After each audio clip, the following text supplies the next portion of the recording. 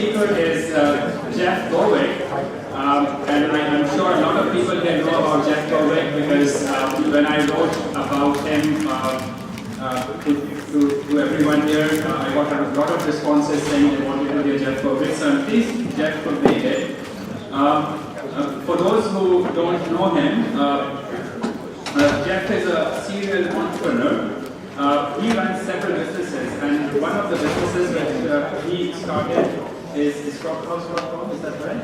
I tend to use a lot of it, so I know it's a good work he did there.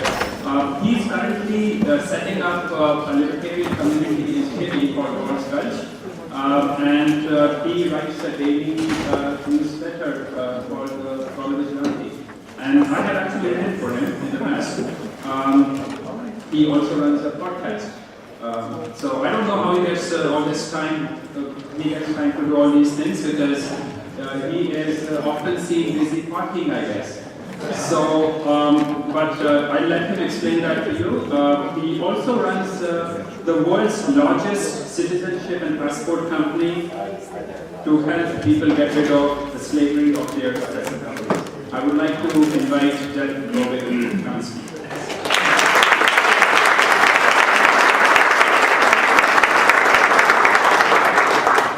Good morning for me. I'd like to thank Doug French for switching time slots with me. I was at 8:30 originally, and that did not work with my schedule. And thank you very much, Jane, for having me here, and thank you all for being here. So, I was born in Canada, just a human being, and we actually start from the beginning. I always hated school, obviously, as a public indoctrination center. And so I kind of just stopped going after a while. And the principal called at one point. He said, "You know, your son's never here." And my mom's like, "What? I thought you were going to school." I'm like, "No, I'm just here on the computer." Okay. And she said, "Well, you have to go." And I said, "Well, we'll do a deal. Can I just go for the test? I'll pass the test. I'll get my badge of obedience. And, you know, just let me do my own thing." So I was quite lucky because I started my whole life on computers, basically, when 1980 was the first Apple II Plus, and I spent all day and all night on it, so I missed my daytime brainwashing in school, and then, of course, I didn't get the programming. I think it's called programming for a reason, especially in Canada, where the news actually comes from the government. I can't believe anyone watches CBC. That's crazy. Like, that's so it means. It's unbelievable. So I kind of just, I actually thought about the world at one point, and I said, you know, why are there all these problems? Why is there wars, and why is there poverty?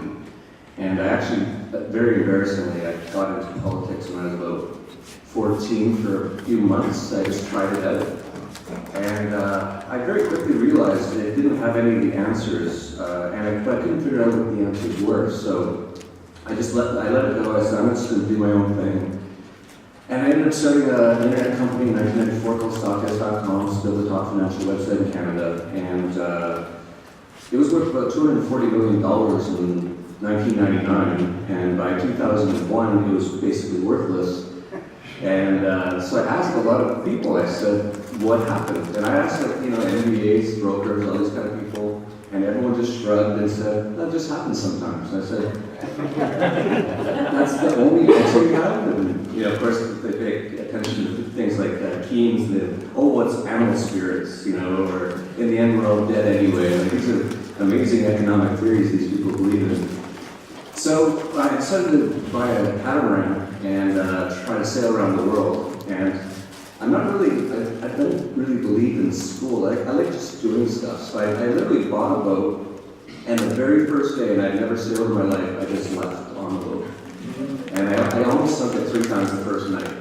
Actually, I almost hit an island. I didn't realize that some of the islands up there on the ocean, they don't have like lights and stuff on them. I came pretty close. I was like, whoa! And then I figured out, we should have maps and things like that. I learned all these things on the fly.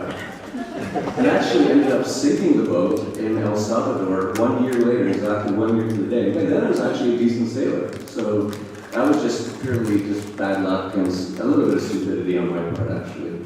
But it was really interesting because I was living on that boat, and so I was basically everything I owned was on that boat. And yeah, sort of funny story actually. I had my ex-girlfriend with me, and it's so funny. Like if you don't know about sailing, people have this like romantic image of it. And I always get people emailing me and saying, "Oh, I hear you're sailing. I want to come with you and we'll drink martinis and stuff." I'm like, martinis, like it's like just constant like bashing around and stuff. And so I was with my ex-girlfriend at the time, it was just a friend, and she said, "Oh, it'll be so fun, I'll come with you." Well, yeah, it didn't turn out that way, but so we're pretty much sinking at one point, and it was a long story, but I got a hole in the boat. We ended up crashing into some stuff, and so my ex-girlfriend, she goes, "Call 911, and then they'll sell that." And she's at this Fido company. I always just make fun of her because whenever we travel, they never worked anywhere. I don't know if they've changed that, but every single company would say no service. So she's like, "Here, use my phone." I go, "Your Fido phone? It never works anywhere." And I looked at it and actually had a signal. I'm like, "Oh, it works here." She goes, "Call 911. I'm like, "There's no way it's going to work." So I call it, and the answer is, "Huevo." And I was like, "Oh," and I didn't speak Spanish at the time. So it took me about 5 minutes. They're like, "What the hell?" I'm like, "Boat, sinking." And finally they kind of understood. They passed me on to the Navy, the head guy of the Navy. And it's like 3 in the morning, he's like, "Hello?" And I'm like, "Hey, do you speak English?" He said, "Yes." And I said, "Oh, good, we're in a boat, we're sort of in a boat, we're pretty much underwater right now. Can you come save us?" And he said, "We don't have any boats." And then he said, "Maybe tomorrow we'll come look for you." I was like, I looked at the water this far, this far. I just like threw it in the water and said, "I think we're on our own here." But we were saved by the free market. We actually made a radio call. We didn't actually know they heard us because my radio wasn't working very well. So we, as far as we know, no one knew where we were or anything. And as soon as the storm was over, these local sailors came and saved us. We were on my surfboard at the time. And kind of a funny story is that the next day the Navy shows up, and they're all taking pictures with me, and they're all like smiling and laughing and doing thumbs up, and we're on the front page of the newspaper. And I didn't speak any Spanish, so I didn't know what was going on. And a few years later, I spoke better Spanish, and I looked back at the headline and it says, "Navy saves Canadian adventurer."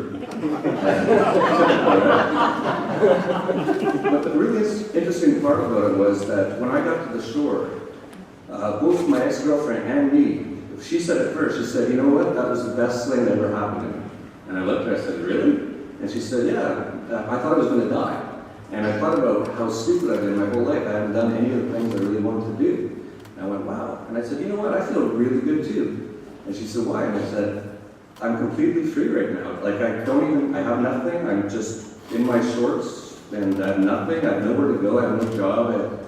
Like, do I go to the left? Do I go right?" It was a really amazing sensation of complete freedom. So I decided to buy a backpack at that point.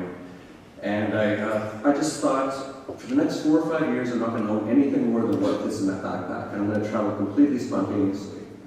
And I did that. I literally go to the airports and say, "What's your next flight?" And at least on 2 occasions, I flew to places I had no idea where they were. I was in Kathmandu, Nepal, which is you've probably been there, Doug. I can't believe that. It's the funniest airport on earth. It's like a big flea market. People are just shouting out, "I got Hong Kong, I got Hong Kong." And, but no one had any flights, and I really wanted to get out of there because they kept having blackouts every single day, and I couldn't get on the internet and all that. And so this guy comes up and he says, "Hey, I got Sharjah." And I said, "Sharjah, what's that?" He goes, "I don't know." I go, "How much is it?" He goes, $400. And I get $400, and he like just wrote down on a piece of paper or something. I'm like, I'm sure I got ripped off, but let's see what happens. So I walk up, I give them, they're like, "Oh yeah, Sharjah, there's your plane." So I get on it, and I'm looking through the in-flight magazine. I'm like, where am I going? And I see this one full-page ad, and it says, "Sharjah, the new jewel of the Middle East." And I went, "Oh, cool, Middle East, I can have some fun there." And it was completely alcohol-free. And I started just sweating. What have I done? So I literally landed, and I just went straight to the ticket counter. I said, "What's your next flight out?" He said, "Oman." I said, "Do they have alcohol in Oman?" He said, "Yeah." So I went there. Turns out Sharjah, by the way, is like a suburb of Dubai. So I could have went to Dubai in like 20 minutes, but I didn't know that.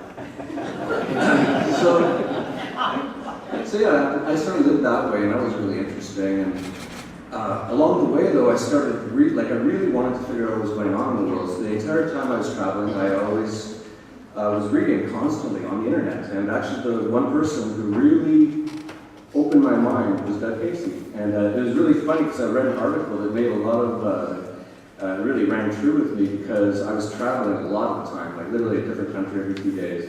And he had written this article and it said, "Don't be nice to those customs people." And I was like, oh, I didn't know you could actually like think that way, because I've always like hated these guys. Like, why are they asking me where I'm going? What am I doing?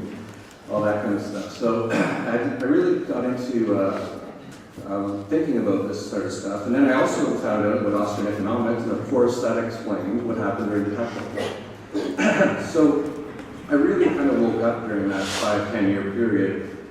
And so then I started this Dollar Vigilante now, and I did that because I really want to tell people about these ideas and tell people what I think is going on and what's really going on, not what's on TV, not what's on CNBC. And so I've been doing that, and then I'm talking about how the world's, the dollar's going to collapse, the US government's going to collapse, and people would say, well, what are some of the solutions? And I'm like, well, at least get a second passport, especially if you're American. And people said, well, how do we do that? And I just started companies helping people do these sort of things. And then it's all led down now that I went to that Casey's place in Las Vegas, Café Jacques, and I thought it was awesome. And I found a place that I thought was perfect for me in Chile, and a place that I think a lot of people are quite interested in. Chile is one of the freest countries around now. It's totally not free, of course, but it's much better. They're very open-minded, libertarian-minded. The president and most of the people in the government are all followers of Ayn Rand. The central bank isn't Keynesian. They're Friedmanites from the Chicago schools type, which still sucks, but it's better than Keynesians. And because of it, Chile is really booming. So I started a project down there called the Galt, Chile, after Ayn Rand's book, which has come to life in reality in today's world. And just been doing those sort of things. And yes, I also, one of the things I really wanted to talk about is I've been meeting so many amazing people, especially down at Gulch. There's a lot of people coming down. A lot of them are people who are doing unschooling. And I'm actually really embarrassed, and I'm really always embarrassed to say it. My kids actually go to school. They're in a private school in Acapulco. Oh, I should mention I kind of live in Mexico half the time.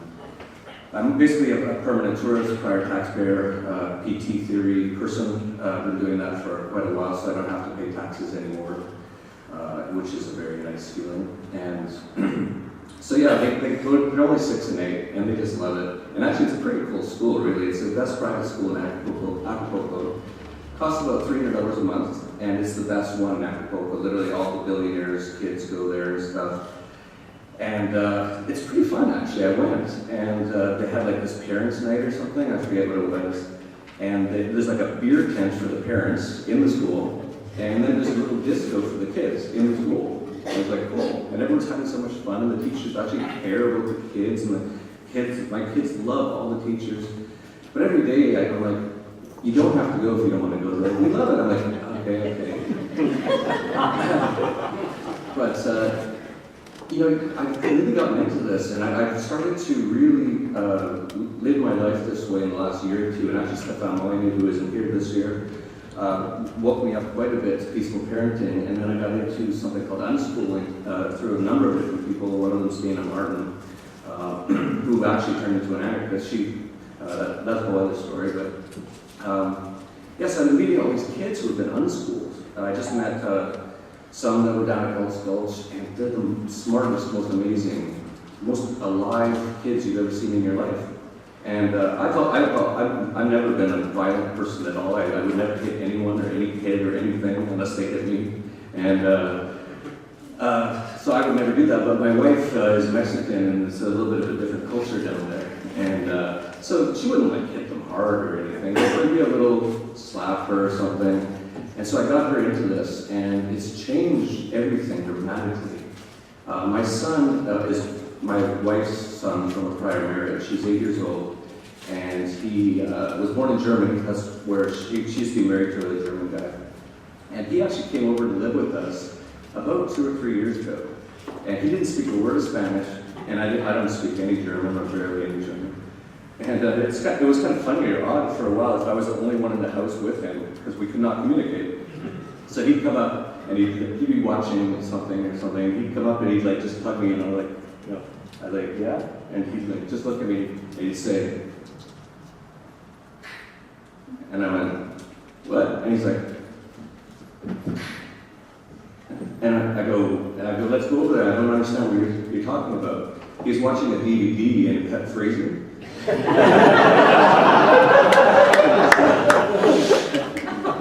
But within 1 year, we didn't even teach him, we didn't go to school. He's totally fluent in Spanish now. And I didn't even know this, so I was on Skype with my mom the other day. And she doesn't speak Spanish, and she saw my son behind me. She goes, oh, Leo. And he goes, hello. And I just looked at him, and she goes, how are you? And he goes, good. And I look at him again, and she goes, how old are you now? He goes, 8. And I went, you speak English? And he goes, yeah.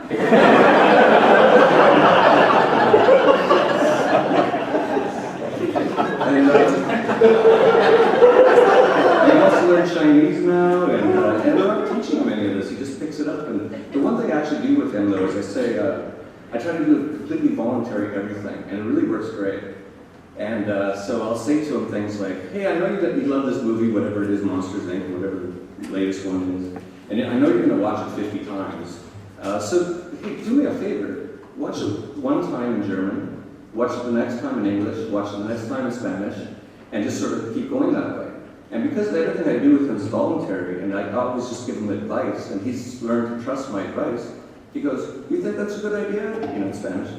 And I go, yeah, I think it'd be very good for you to do that. And he's like, okay, if you think it's good, I'll do it. And so that's how he's really been learning a lot of languages, because after he watches it 10 times, he knows what they're going to say already. So if once he hears it in the other language, he learns the other language. So, yeah, it's really, he's changed dramatically. When he first came over, because he obviously was going through a divorce situation with his parents, and he was really a kind of a bit of a mess. If anything happened, he'd almost freeze up, and like he wouldn't really cry, but he would just like start shaking and freezing up. It was very not natural, and I just started basically completely voluntary with him. You know, what do you want to do today? And actually, he's out of school, I guess, this month, and he said, you know, what should I do? And I said, whatever you want to do. He goes, I just want to play video games all day. I'm like, fine.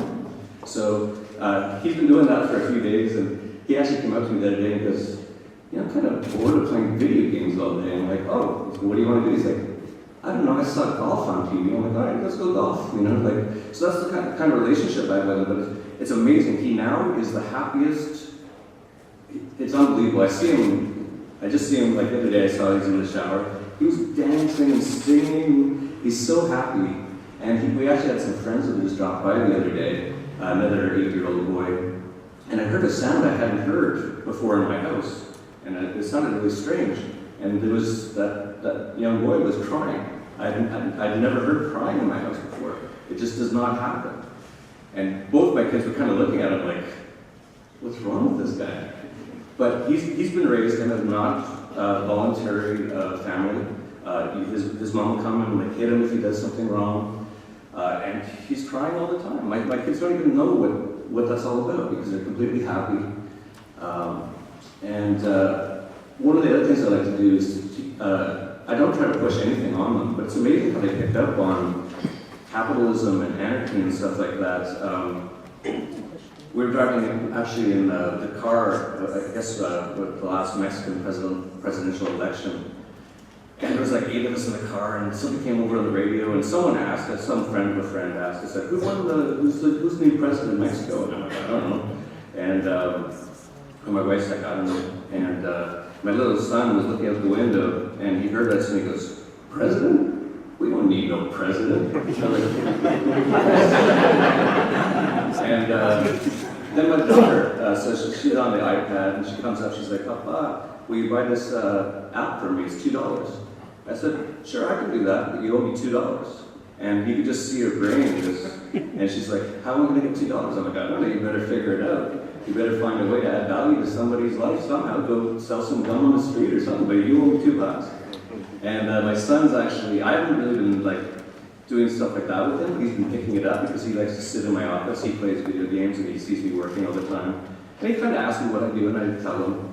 And almost every day now he comes up and he's like, "I've got a business idea." And I'm like, "What is it?" And the last one's pretty funny. He goes, "I'm going to make photocopies for people." I'm like, all right, sort of like Kinko's, I guess, maybe, or something. I don't know. I'm like, "Okay, give it a shot." But yeah, that's the way I'm trying to deal with my family and interact.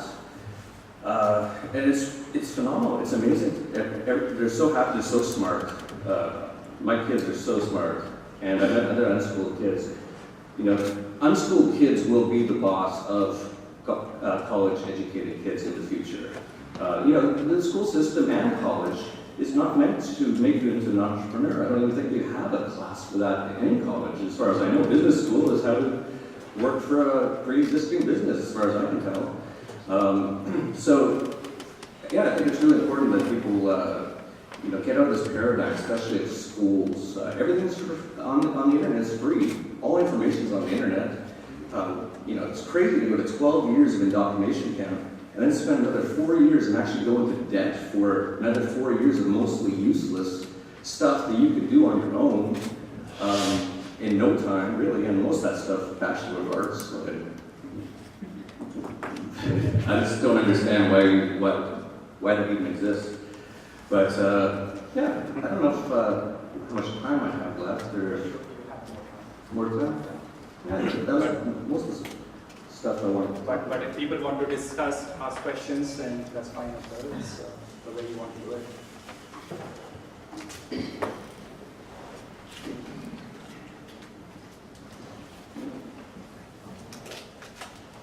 Jeff, thanks for coming on to speak to us today. So you sort of dropped the PT, prior permanent tourist, prior taxpayer, this sort of philosophy, and also I talked to you earlier about when you elaborating on flag theory.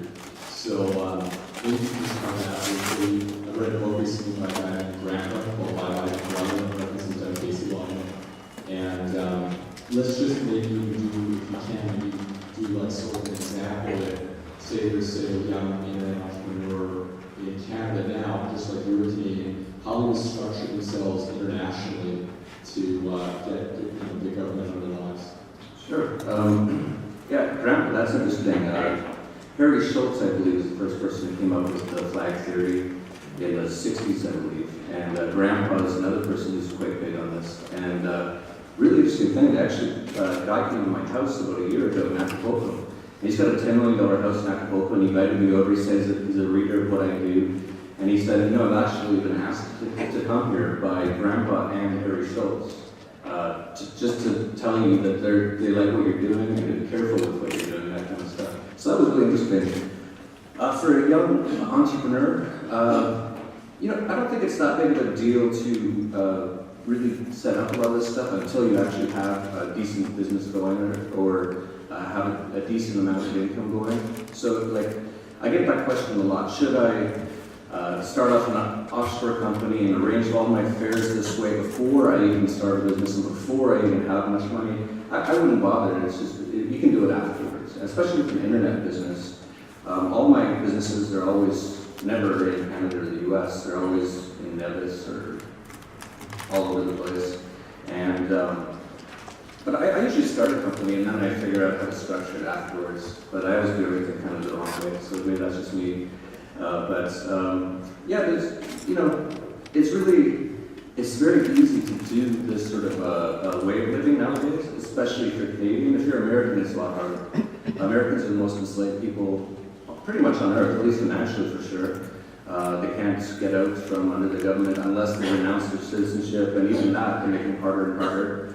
After Edward Sapin left Facebook, he went to Singapore and saved himself a few $2 billion in capital gains taxes. They actually tried to pass a law, which they're still trying to pass, called the Anti-Expatriation Act. Like that should really wake some people up to where these things are headed. But yeah, I wouldn't, you know, with the internet, it's so easy to do a lot of this stuff. So I would just, you know, if you have a business, definitely set it up offshore if you can. Once it's running, you know, you can always just change it. And then figure out ways to just get around all the taxes and regulation and all that kind of stuff. I just don't pay any attention to most of that. I have to, unfortunately, in Chile, because they're doing a project down there. And so we do have to deal with the government. It is like a physical thing, and that's really irritating. But I try to have most of my stuff, you know, just on the internet. And I'll give you one example of one business that I did. I was down in Acapulco where I live a lot of the time. And I realized in this building where I had a condo that there was a lot of fairly affordable condos, but they weren't even marketing them on the internet. So I just went down to the real estate company who had a list of condos for sale. They didn't have a website. So I just put up a website and offered it for sale. And people started it as English. And people started calling and I ended up selling some of the condos. And, you know, it's all just, I had no company to do this or anything. And then we had a bunch of condos, all in the same building, and everyone wanted to renovate them. So I said, why don't we renovate them all, make them all similar, with flashing TV and all that kind of stuff. And then I said, well, if you're not going to be here all the time, we could probably rent it out for you. So I just started renting them out. So now I have my own hotel, and you know, it's like not the entire, it's not the entire building, but it's a hotel. But there's no company that exists. It's all done through PayPal, it's done through credit card, cash. There's no company. It's not an entity at all. There's just a website and money coming and going. And I've never had anyone in Mexico, government people, ever say anything. They're much less oppressive in those sort of places, which I really like. I really much prefer it to a place like here where you need permission to do anything. There's you need like a permission in the U.S. to cut hair now. Like, it's just unbelievable. You need all these permits and stuff. But it's, even if they did bother me in Acapulco, though, I have to say, I don't know who my wife's family is, but I was parking the car one day, and this is back before I spoke my Spanish, and it said, no parking, no estacionamiento, grúa, and I didn't know where grúa was. So I go into the mall, and I see my wife, and I go, what's grúa? And she goes, tow truck. And I went, oh, and I went outside, and the car was gone. She goes, don't worry about it. She makes a phone call. A cop drives back in my car, got on his hands and knees and begged her forgiveness. So, it seems like we can do whatever we want there. I hope she's not involved in government, because that'd be very immoral. I hope she's involved with the free trade of plants.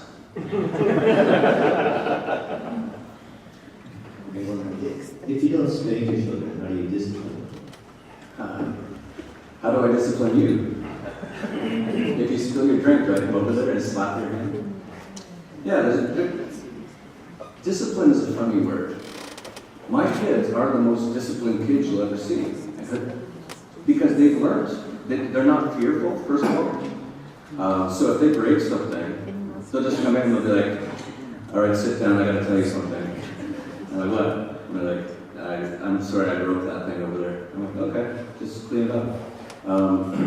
The kids that I see that aren't disciplined at all are usually the ones who have been really not raised properly, and they're very angry, they're very repressed.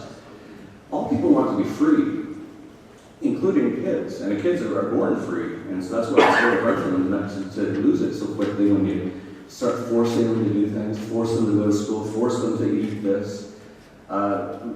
If you saw my kids, you would not even ask about discipline. I don't even know what that word means. What does that mean? Discipline. It means you beat someone and make them do something you think they should do, basically, right? Why would you even want to do that?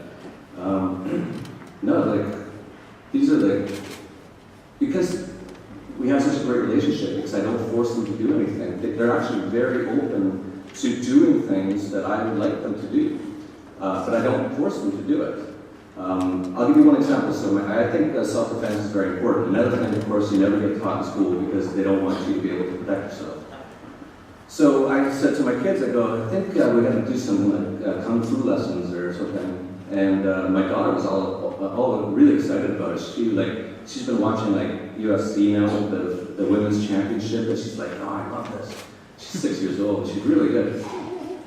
My son, though, he didn't like it that much. And I said to him, you don't have to do this. But, I've never led you the wrong way before. I said, I think if you can, take a few more lessons, just get pretty good at it, just so you know how to defend yourself. And if you want to quit after that, quit. And he said, okay, if you think it's the right thing to do, I'll do it. And so that's just the way I interact with them, and it works awesome. With new age laws where people can work, how do you help encourage your kids to be entrepreneurial or not? What advice would you give? Well, like I was saying, you just pick it up if you're entrepreneurial. It's really those schools that take out all the entrepreneurial spirit, takes out creativity, it takes out curiosity. There was a poll done of every grade of school, and they asked in grade 3, how curious would you say on a scale of 1 to 10? And they're like 10. And next grade 4, 9. Every year it just went down until finally at the end it's like, I'm not curious at all, I just want to smoke drugs and kill myself. It really destroys people, it's horrible. They pick it up, and obviously the best way is lead by example. Right? So my kids see me, they see my wife go to our hotel, and I actually usually say, bring the kids, so they can see, and my little son put on his backpack and walk around, and, oh, here's how we do this, oh, that's interesting, and they just lead by example. I'd actually really like to start a restaurant, have my kids work at the restaurant, but I just don't have time to do it. But I think that'd be a great sort of experience, family, all the family be together, I think that'd be really great. They can learn how to, make money. When I work with parents who are having difficulty with their children, one of the things I suggest in some cases is that I suggest to the child what behavior you'd like them to do or what behavior you'd like them to stop doing, for example, screaming, and then suggest to your child, if you don't scream today, I'll give you a reward, something you like, a video game, whatever the child chooses. And if you do scream, then you'll get a penalty, if you agree to it. What's the penalty? And sometimes the penalty could be spanking. Would you be against that? Oh, 100%, yeah. You can't, Well, this is a voluntary agreement. if the kid agrees to it? Yeah. If he signs a contract or a verbal contract, that if he does something that you're going to spank him, and he says yes, I guess, that's voluntary. Yeah, and he does it because he wants a reward. If he doesn't, That's an interesting concept. Yeah, I think negotiation is great. It teaches them how to negotiate. I find I just don't have to do anything with my kids. They're perfect. Just accept it. Wait till they're teenagers. Well, like a lot of teenagers, like you see in a place like Canada, like people be like, why is my car getting keyed all the time? It's because these kids are in prison their whole lives, and they're very depressed. Especially in the U.S., they can't even have a beer till they're 21. It's basically like they're completely imprisoned. And yeah, they go out and they key cars and they break windows. Can't even blame them. But if they weren't raised that way, if they actually had a free life, I don't think they cause much problems at all. A little bit on the business side of things. You know the song, If I Had $1 Million. And my question has to do with, it's a changing world. And going to countries like Mexico and Chile and Argentina, they are evolving or changing.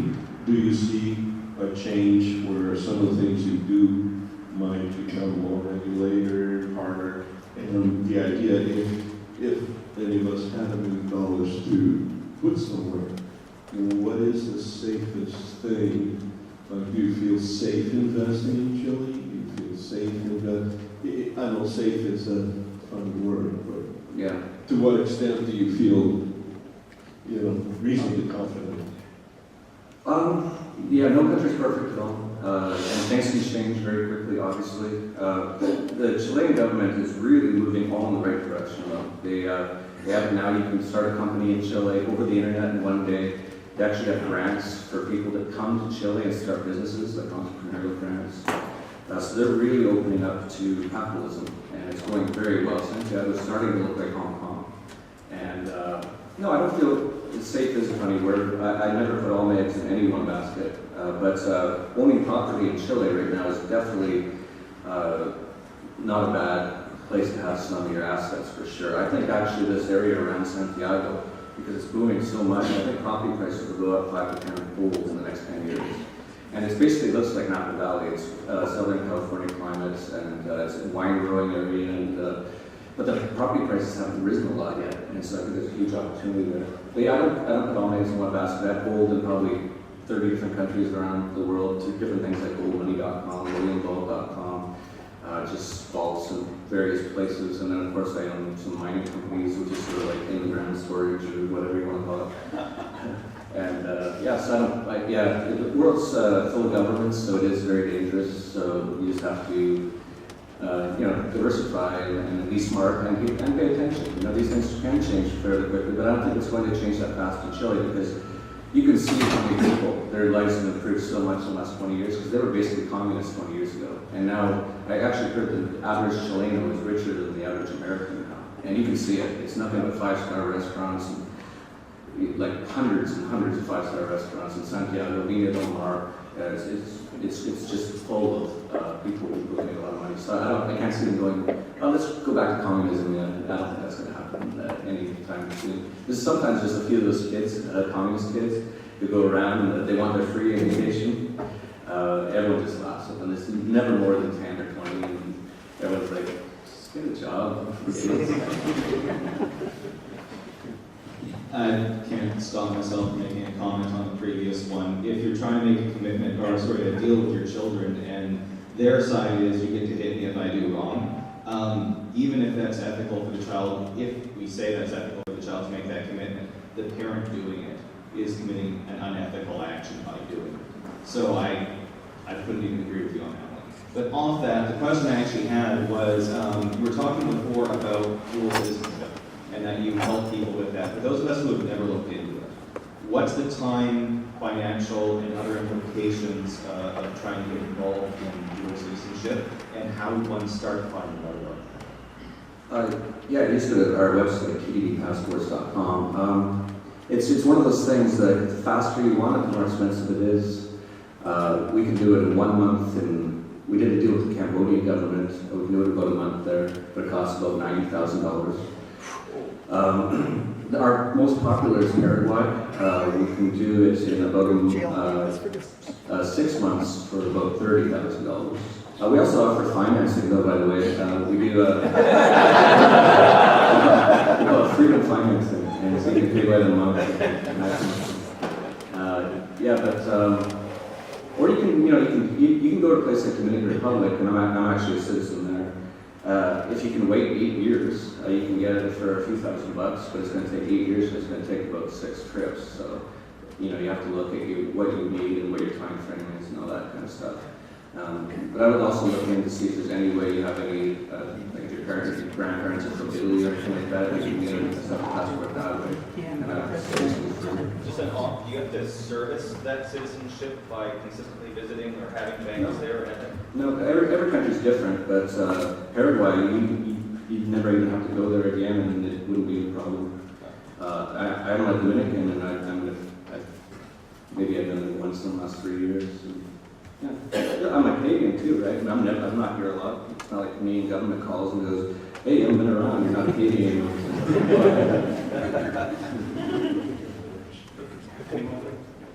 What are good places for medical tourism, the freest place for medicine? Yeah, that's a good question. I think that's a huge business opportunity. I think people should be looking to do that in places like Mexico. I would even do it. I was thinking about doing it, but I'm just too busy. The best place by far on earth for the best price and the best service is Thailand. Nothing even comes close. Their hospitals look like 5-star hotels. The medical system, the medical thing in Mexico is quite good. I was sick about a year ago. I couldn't get rid of this stomach bug, and I was really dehydrated. And of course, being a man, I would not go to the hospital until I pretty much died. And my wife finally said, "That's it, you're going to the hospital." I said, "Oh, okay."